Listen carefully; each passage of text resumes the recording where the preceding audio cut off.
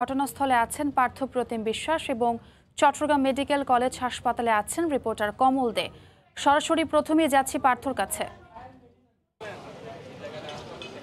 আসলে অগ্নিকাণ্ডের ঘটনা পরিদর্শনে কিন্তু ঢাকা থেকে ফায়ার সার্ভিসের মহাপরিচালক এখানে এসেছেন এবং কিছুক্ষণ আগে তিনি সাংবাদিকের সাথে কথা বলেছেন। তিনি যেটি বলেছেন, এখানে আসলে বারবার যে বিস্ফোরণের ঘটনা ঘটছে তার হওয়ার কারণ হচ্ছে এখানে বেশিরভাগ কন্টেনারের মধ্যে হাইড্রোজেন পারঅক্সাইড রয়েছে। হাইড্রোজেন পারঅক্সাইড থাকার কারণে এটি একটি অতি দাহ্য পদার্থ, এই কারণেই কিন্তু বারবার বিস্ফোরণের ঘটনাটি ঘটছে এবং সেনাবাহিনীর একটি টিম এখানে কাজ করবে, 150 থেকে 200 জনের একটি টিম। তারা কিন্তু এখানে আসলে মূলত যে বিষয়টি দেখভাল করবে। আমরা সেনাবাহিনী লেফটেন্যান্ট কর্নেল মুনিরা মোর্শেদের সাথে কথা বলেছিলাম, তিনি আমাদেরকে যেমনটি জানিয়েছেন, আসলে এখানের যে দাহ্য পদার্থ, কেমিক্যাল পদার্থ, পার্শ্ববর্তী যে সমুদ্র রয়েছে সেখানে যে যাতে পরিবেশের কোনো ধরনের ক্ষতি করতে না পারে সেই বিষয়টাই কিন্তু সেনাবাহিনীর সদস্যরা দেখভাল করবে। এবং এই মুহূর্তে কিন্তু এখনও যেহেতু আগুন জ্বলছে এবং কন্টেইনারগুলোতে একটির পর একটি কন্টেইনারে আগুন ছড়িয়ে পড়ছে, সেক্ষেত্রে এই মুহূর্তে আসলে কাজ করাটা অনেক কঠিন বিষয়, সেটিও কিন্তু তারা বলেছেন। এবং আগুন নিভার পরে আসলে তারপর যাতে কোনো দাহ্য পদার্থ বাইরে সমুদ্রে যাতে ছড়িয়ে পড়ে পরিবেশের কোনো ক্ষতি করতে না পারে, মূলত সেই বিষয়টি কিন্তু সেনাবাহিনীর পক্ষ থেকে এখানে দেখভাল করা হবে। আমরা বিভাগীয় কমিশনারের সাথে কথা বলেছিলাম, তিনি আমাদেরকে জানিয়েছেন যারা এখানে মারা গেছেন তাদেরকে প্রত্যেক পরিবারকে 50,000 টাকা করে দেওয়া হবে এবং যারা আহত হয়েছে তাদেরকে 20,000 টাকা করে আসলে বিভাগীয় কমিশনারের পক্ষ থেকে কিন্তু দেওয়া হবে। এবং এই মুহূর্তে আমরা যেটি জানতে পারলাম, নিহতের সংখ্যা কিন্তু 21 ছাড়িয়েছে এবং ফায়ার সার্ভিসের সদস্য 5 জন সদস্য কিন্তু মারা গেছে এখনো পর্যন্ত, সেটি আমাদেরকে নিশ্চিত করেছেন ফায়ার সার্ভিসের মহাপরিচালক। এবং এখনো পর্যন্ত 21 জন সদস্য আহত হয়েছেন, সেটিও তিনি আমাদেরকে জানিয়েছেন। এবং তাদের বেশ কয়েকজন সদস্য কিন্তু নিখোঁজ রয়েছে। সেক্ষেত্রে চট্টগ্রামের বিভাগীয় কমিশনার বলেছে তারা একটি তদন্ত কমিটি আজকের মধ্যে করবে এবং ফায়ার সার্ভিসও কিন্তু 5 সদস্যের একটি তদন্ত কমিটি করেছে। তারা তদন্ত করে দেখবে আসলে কি কারণে এখানে আসলে বিস্ফোরণের মূলত ঘটনাটি ঘটে। ডিপোতে যে অগ্নিকাণ্ডের ঘটনা ঘটেছে গতকাল রাত 8:30টার পর থেকে এখনো পর্যন্ত কিন্তু প্রায় 14 থেকে 15 ঘন্টা অতিবাহিত হতে চললো, এখনও কিন্তু আগুন কোনোভাবেই নিয়ন্ত্রণে আনা সম্ভব হয়নি এবং ফায়ার সার্ভিসের 5 জন সদস্য এখন পর্যন্ত মারা গেছে, সেটি আমাদেরকে জানিয়েছেন ফায়ার সার্ভিসের মহাপরিচালক। এবং তাদের 21 জন সদস্য আহত হয়েছে এবং পুলিশের 10 জন সদস্য আহত হয়েছে, এর মধ্যে একজনের অবস্থা গুরুতর, এমনটি আমাদেরকে জানিয়েছিল পুলিশের ডিআইজি।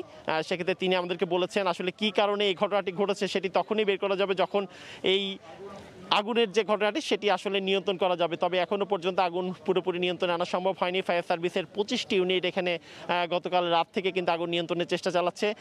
প্রথমে 2টি ইউনিট দিয়ে আগুন নিয়ন্ত্রণের কাজ শুরু হয়েছিল, এরপর 10টি ইউনিট, এরপর 16টি ইউনিট এবং এরপর 25টি ইউনিট এখানে পুরোপুরি আগুন নিয়ন্ত্রণের চেষ্টা চালাচ্ছেন। শুধু সীতাকুণ্ড বা কুমিরার ইউনিটই নয় বা শহরের আগ্রাবাদ স্টেশন, নন্দনকানন স্টেশনেই নয়, ফেনী এবং কুমিল্লার স্টেশনও কিন্তু এখানে এসেছে এবং তারা এই আগুন নিয়ন্ত্রণের একসাথে কাজ করছেন। প্রায় 183 জন ফায়ার ফাইটার কিন্তু এখানে কাজ করছেন, তারা আগুন নিয়ন্ত্রণের তারা চেষ্টা করে যাচ্ছেন। তবে যত সময় পার হচ্ছে আমরা দেখছি কন্টেইনার ডিপোগুলো কিন্তু এক একটি কন্টেইনার ডিপো এখানে জ্বলে পুড়ে কিন্তু ছারখার হয়ে যাচ্ছে। যেখানে প্রচুর পরিমাণে পোশাক কারখানার পণ্য রয়েছে, বিভিন্ন পোলট্রি খাদ্য রয়েছে বা বিভিন্ন ধরনের জিনিস সামগ্রী ছিল, সব কিছুই আমরা দেখছি একেবারেই কিন্তু পুড়ে ছাই হয়ে যাচ্ছে। সেক্ষেত্রে ফায়ার সার্ভিসের সদস্যরা কাজ করছেন, এখনো পর্যন্ত আগুন নিয়ন্ত্রণে আনা সম্ভব হয়নি।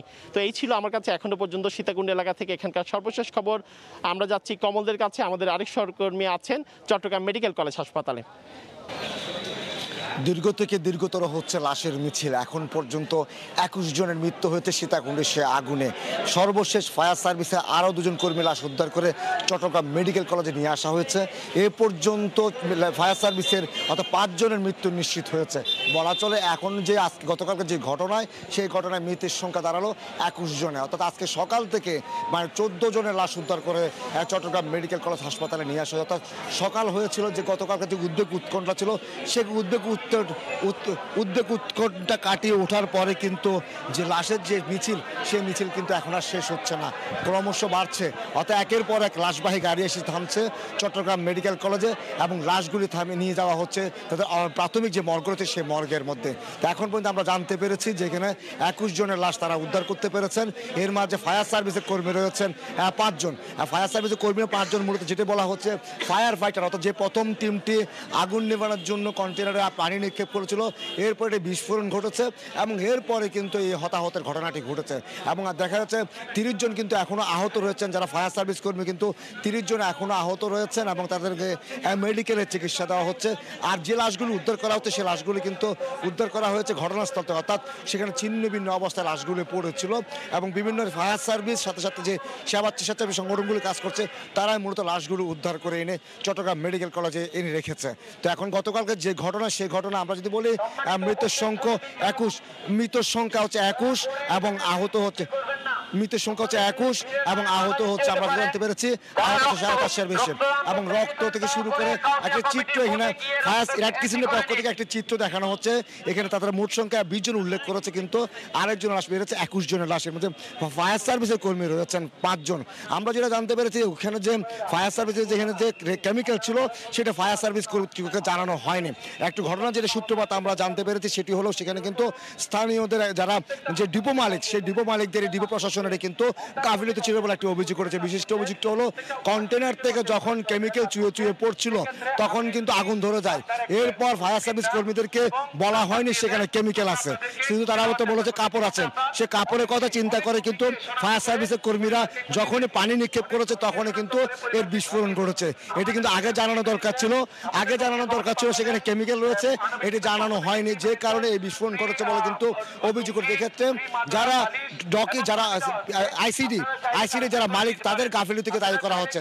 তারা যদি ফায়ার সার্ভিসকে অবহিত করতো যে সেখানে কেমিক্যাল রয়েছে তাহলে তারা পানি না, তারা ফোম ব্যবহার করতো, কিন্তু সেখানে পানি ব্যবহার হওয়ার কারণেই সেটা বিস্ফোরণ ঘটেছে এমন একটি অভিযোগ পাওয়া গেছে, যার জন্য কিন্তু ডিপো কর্তৃপক্ষকে দায়ী করা হচ্ছে। তো এখন পর্যন্ত বলা চলে গতকাল যে আগুনের ঘটনা, সেই আগুনের ঘটনায় 21 জন এখন পর্যন্ত 21 জনের লাশ উদ্ধার হয়েছে এবং আহত হয়েছে প্রায় 450-এর বেশি।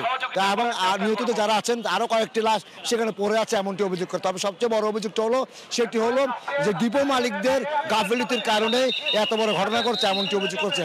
এবং আমরা দেখতে পাচ্ছি আরো অর্থাৎ লাশবাহী কিন্তু আরো অ্যাম্বুলেন্স প্রবেশ করছে চট্টগ্রাম মেডিকেলের মধ্যে। লাশবাহী অ্যাম্বুলেন্সগুলো আরো আসছে, বলা হচ্ছে এখানের মধ্যে লাশ থাকতে পারে কিন্তু ধারণা করা হচ্ছে। তো বলা চলে এখন পর্যন্ত মৃতের সংখ্যা হচ্ছে 21 এবং নিখোঁজ আরো বেশ কয়েকজন নিখোঁজ রয়েছে বলে আমরা জানতে পেরেছি। তো চট্টগ্রাম মেডিকেল এখন পর্যন্ত ছিল আমার কাছে সর্বশেষ চিত্র হলো নিখোঁজের সংখ্যা নিহত 21 জনের লাশ উদ্ধার হয়েছে এবং 450 মানুষ বেশি মানুষ আহত হয়েছে।